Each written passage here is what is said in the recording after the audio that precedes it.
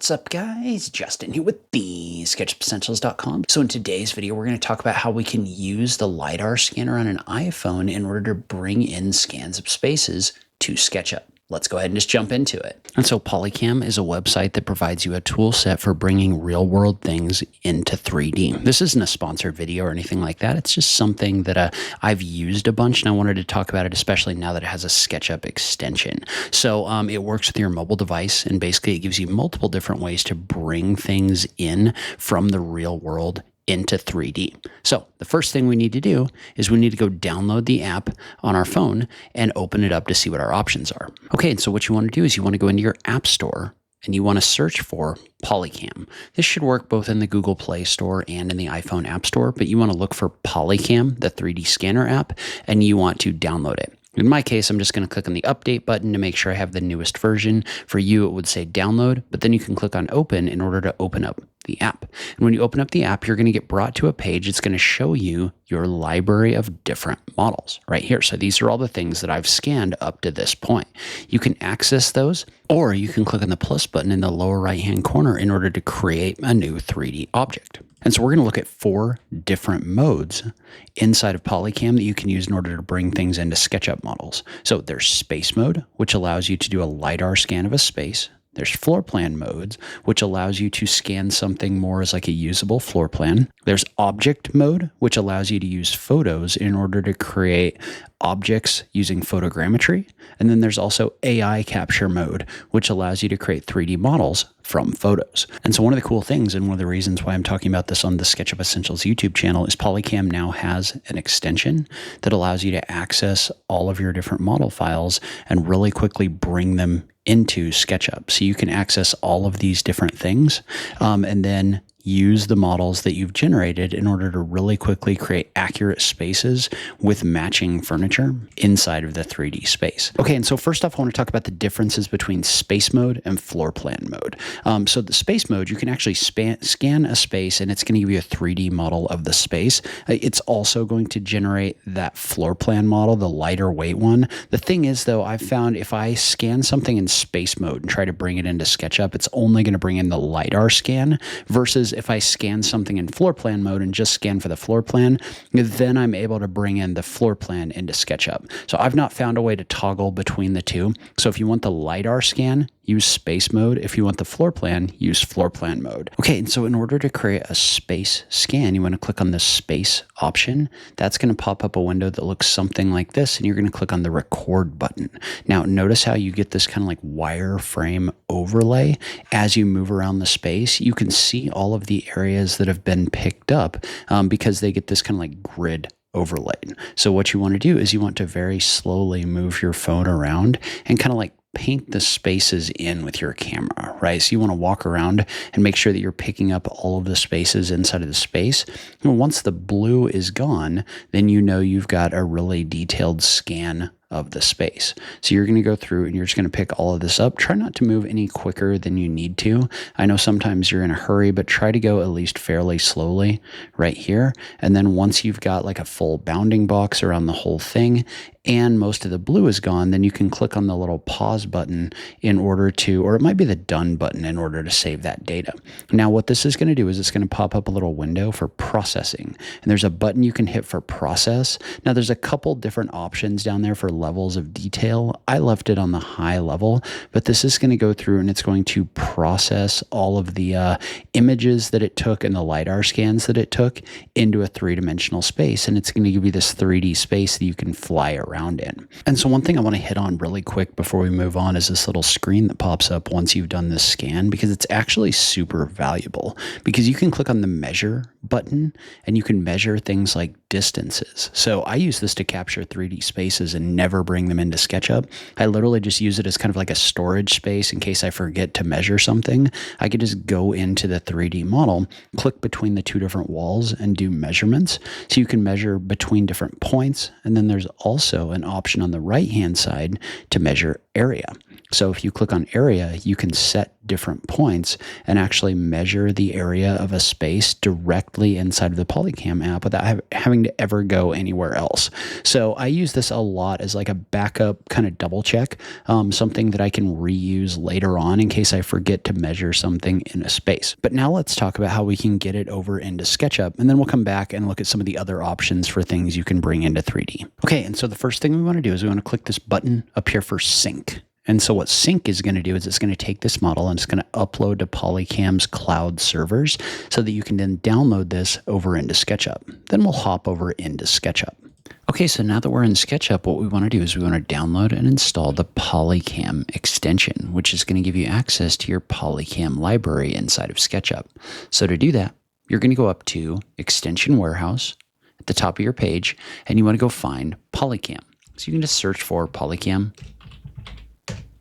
hit the enter key, and you want to install the import from Polycam extension.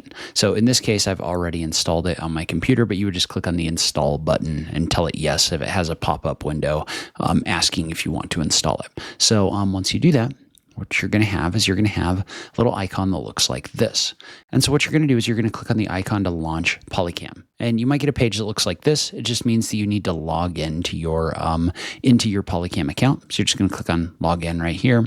It'll redirect you to a page, which I've already logged in on this page. So it's just going to bounce me back to the SketchUp extension. But now you can see your library of different files in here, like this. And I have a number of different files in here, but you can see how it gets a little bit confusing if you have like a lidar scan and a plan scan. So you might want to relabel these inside of the Polycam app. But in this situation, I'm going to bring in that lidar scan that I did of that office. So if I click on import right here, it's going to import the lidar scan into SketchUp. And so remember that we did scan this using the space function of the Polycam app, but notice how it comes in as the lidar scanned version of this right here. So I've not found any way, there's no like tags with like multiple different things in it or anything like that. So you can't like alternate back and forth. That's why I'm saying use the space plan for lidar scans and the floor plan mode for the plan view, which we'll talk about in a second. But if we take a look at this, notice what this did is this brought that lidar scan into SketchUp. And this right here is one reason why I don't usually use the lidar scans. If I do bring these in, they're more for reference, just because they're a little bit like smushy. I'm not sure what the right word is for that. But when you bring this in, let's go ahead and move all of this up so that we're kind of level with my floor plane right here. But if you look at this, this is basically the lidar that you took of this space. I'm going to toggle my section planes off so you can see this in here. The nice thing about the lidar is, well, it's not especially detailed, right? Like the textures don't look super good or anything like that. It's not especially detailed, but it does give you kind of a visual feel of the space. So you can definitely use the lidar and bring that directly into SketchUp, and we could model on top of it or do whatever we wanted to with this. Personally, I'm more using the floor plan mode, which we're going to talk about in a second, because I find that a lot more useful. But you do have the option to scan spaces and bring those lidar scans directly into SketchUp. Okay, so now let's talk about creating a floor plan that you can bring into SketchUp that more has like walls and openings and things like that. So in order to do that, what you're going to do is you're just going to go back into your Polycam app, click on the plus button, and in this case, what we want to do is we want to select the option for floor plan. So this is going to automatically detect walls and floor planes and things like that. This is the primary usage that I'm currently using this for, though there are some really interesting things we're going to talk about in a minute. And so once we select floor plan mode, we're going to do the same thing, right? We're going to tap the record button in here. And in this case, it's going to ask you to point the camera at the floor and then at the top corner of a wall. And you can see how with this particular tool, what it's doing is it's actually recognizing where walls and floors and furniture are.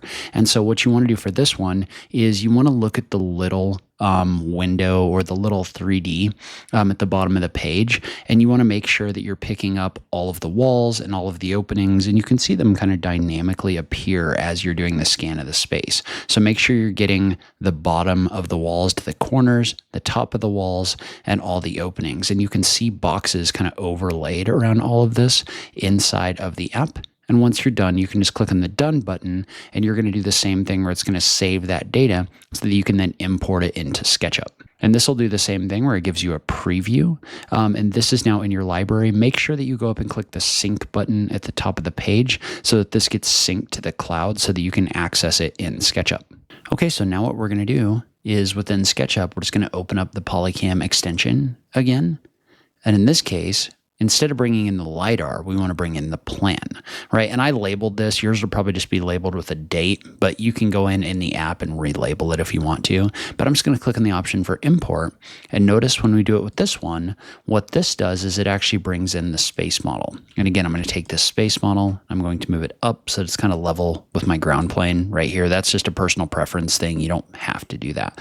But notice how for this one, what it did is it went through and it actually created walls and door openings and things like that. And they're not perfect for sure, right? So like this was a sliding door. And so I got a little bit of a weird result just because some of this was like glass door and some of this was more the slider that's on the other side. But it gives me a good indicator right here. It also picked up the size of the window over here on the wall like this. And one of the cool things I like about this is at the moment, there's actually a recessed kind of like chase over here or whatever we want to call that. There's actually a recess in the ceiling that this picked up, but this is actually really usable, right? Because this is geometry where I can come through and I can take a cut with a section plane right here. It does pick up some different planes for like ceilings. So if you look at this, I've got a ceiling plane right here for my main model. And then I've also got a ceiling plane over here that's a little bit higher. So it creates planes in here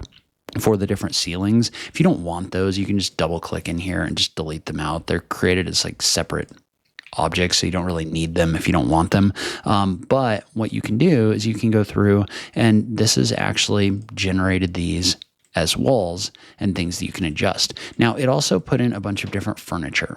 The furniture is great because it's kind of like placeholders of where the furniture was, but it's not like real world accurate or anything like that, right? Like this is not the furniture that was in that room. It was not a square table or anything like that. It more just generally picked all of that up. What you might do with those things is you might drop them on a group. So I might take all of those and just group them. Might even do the same thing with the TV.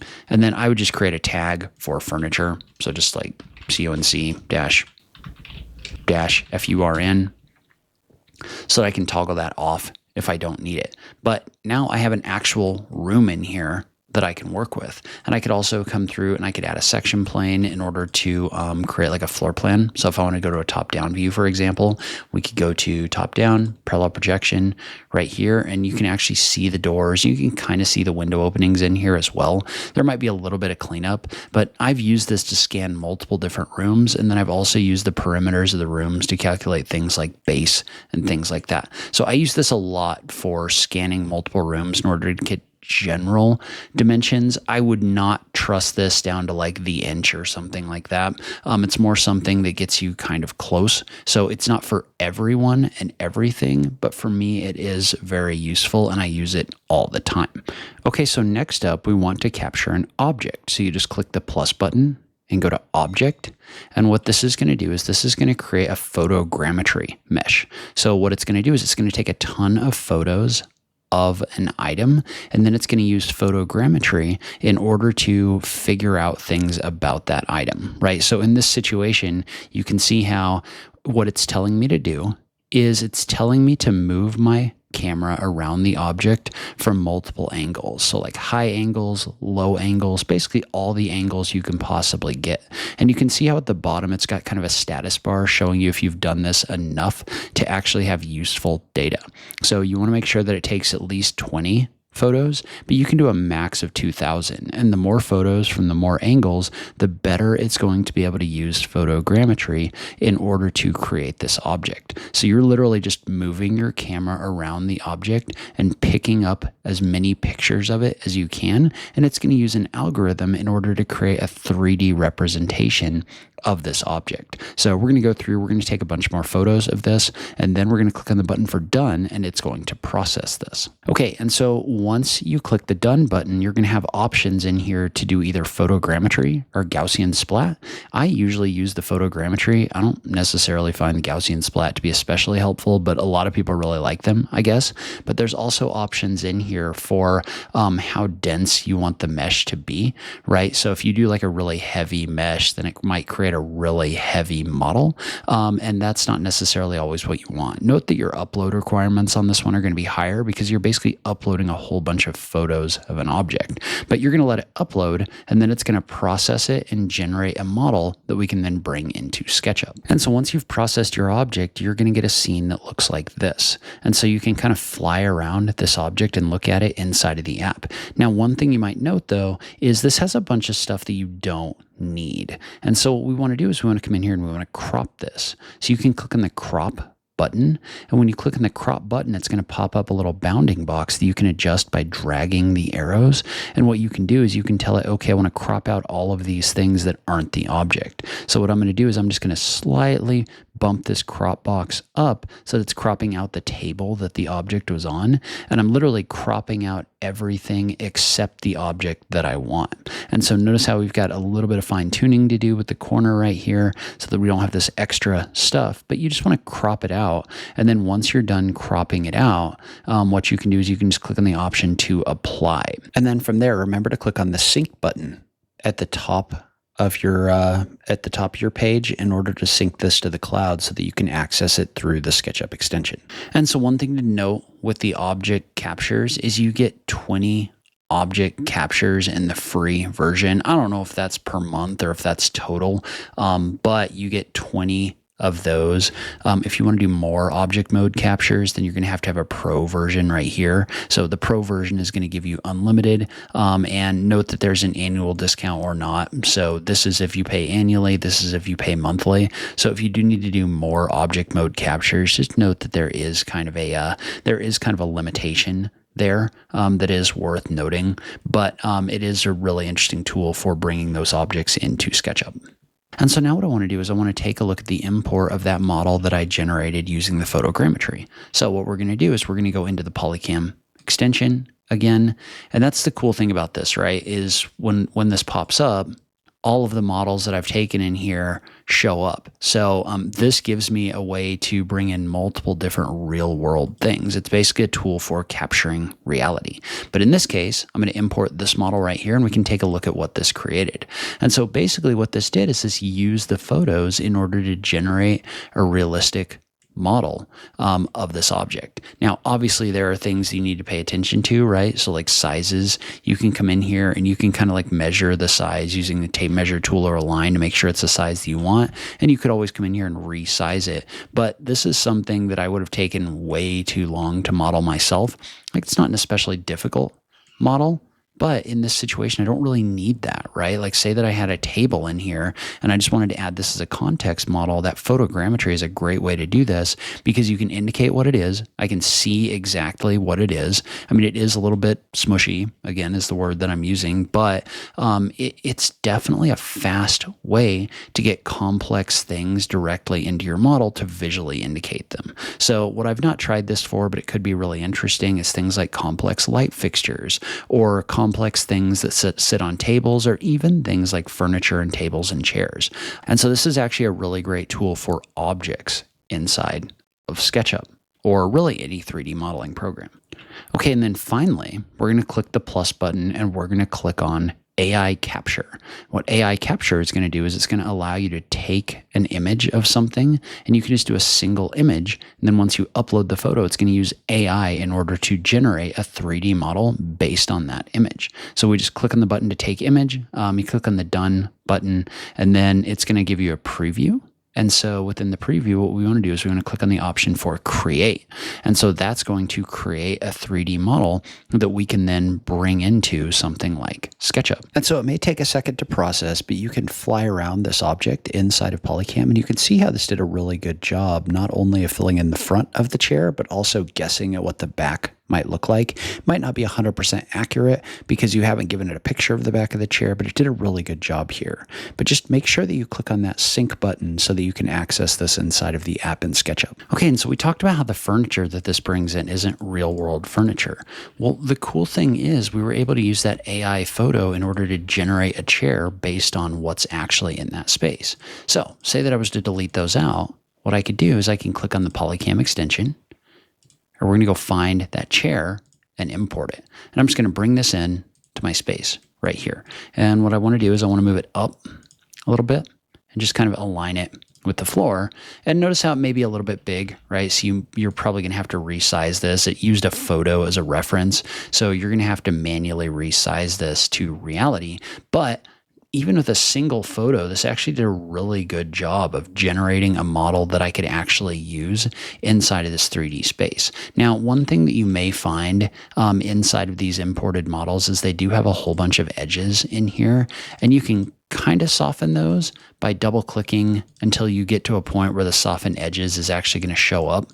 So I don't know why this comes in nested so much, like so deeply nested. I don't really understand that, but you can just click on the option for soften coplanar and you can kind of crank this up a little bit in order to hide some of that extra geometry. You can also double click into this mesh and use the eraser tool in order to hide some of that geometry as well. So you can definitely clean some of that up. You could also just select the whole thing, right click, and you could do a select. I think we want to look for select, or we want to deselect faces in order to pick up just the edges, right? And that may take a minute because there's a whole bunch of edges in here, but you could just go into your entity info and you could just soften all of those edges. You might need to hide them actually, but notice how once I've done that, this kind of like smooths this whole thing out. But this is a really fast way to bring in furniture that you otherwise probably wouldn't be able to model or would have to spend hours and hours modeling inside of your space. So the AI model generation in Polycam is actually really good. I did want to show you one other thing, which is I uploaded this kind of like crazy chair a couple weeks ago, and a lot of the tools that I used really struggled with the textures. This actually did a really good job of placing the textures on this chair in a way where it's actually useful. So if you look at the way the texture is in here, again, it's not perfect, but it did a pretty good job of applying that texture along this surface from a singular image. So this model generation tool seems to do a pretty good job of that, and so I'm liking it for that. All right, so overall, I'm using this as just kind of like a general reality capture tool. I mean, it's not like laser precise or anything like that, but for creating things that I don't have time to create, for background things, and also for getting measurements that are close on things like estimates or other things like that, just generally measuring spaces, I'm actually really liking it. So I'd love to hear from you in the comments down below. Do you use Polycam? Do you like it? I just love having that conversation with you guys. As always, thank you so much for taking the time to watch this, and I'll catch you in the next video. Thanks, guys.